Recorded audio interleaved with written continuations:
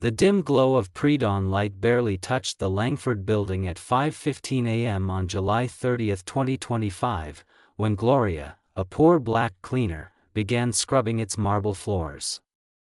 Her hands, roughened by 9 years of labor, gripped the mop with quiet determination, earning her just above minimum wage.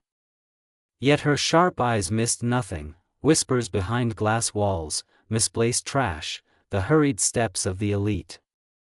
That morning, as the building slept, she witnessed something chilling.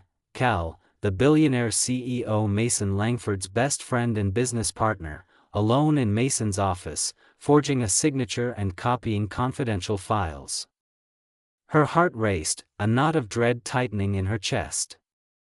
She knew betrayal when she saw it, though she understood little of the corporate world. Summoning every ounce of courage, Gloria intercepted Mason as he stepped off the elevator later that morning. Her voice trembled, hands twisting the hem of her worn apron. "Sir," she stammered, "I'm sorry to bother you, but I think something's wrong. Your friend Cal. I saw him in your office yesterday, opening your file drawer, copying papers." Mason's piercing gaze locked onto hers, his face a mask of blankness.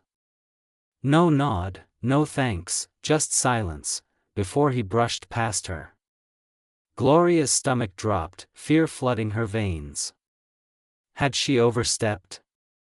Would security drag her out, stripping away her livelihood after years of struggle? The next morning, at 5:10 a.m., the world shifted.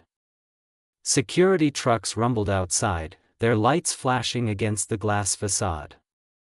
Inside, armed guards nodded at her, a surreal greeting for a woman usually invisible. On the top floor, Cal's office stood stripped bare, files and furniture carted away.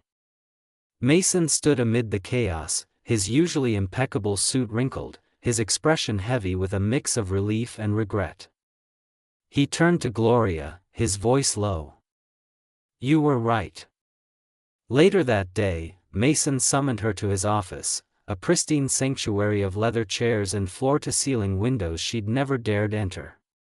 He played surveillance footage, Cal, in crisp detail, stealing intellectual property, transferring files to a rival, a scheme that could have toppled Mason's empire and cost millions. "You saved my company," Mason said, his tone thick with gratitude, "and you didn't have to." Gloria stood frozen, her scuffed shoes out of place on the polished floor, unsure if she belonged. Then Mason smiled, sliding an envelope across the desk. Inside, a paycheck, 5 times her old salary, stunned her into silence. From that day, Gloria's life transformed.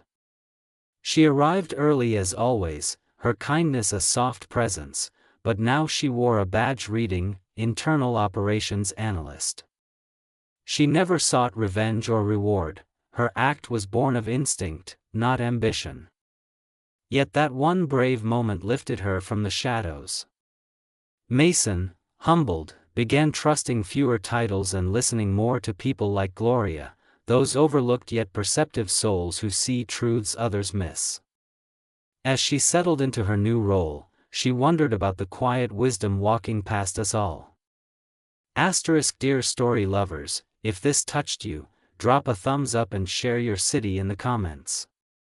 Subscribe for more tales that matter, wherever you are.